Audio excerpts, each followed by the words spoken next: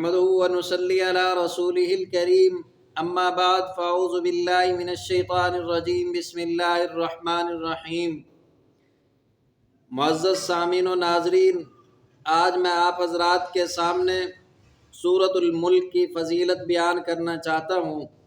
قال رسول اللہ صلی اللہ علیہ وسلم ان سورۃ من القرآن 30 آیۃ شفعت لرجل حتی غفر له وهي تبارک الذی بیدہ الملک او کما قال علیہ الصلاۃ والسلام۔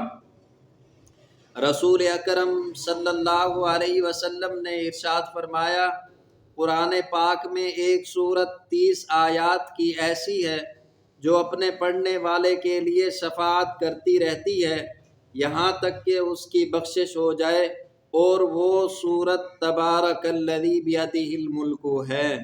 اللہ جل شانہ ہم سب کو زیادہ سے زیادہ سورۃ الملک پڑھنے کی توفیق عطا فرمائے، آمین۔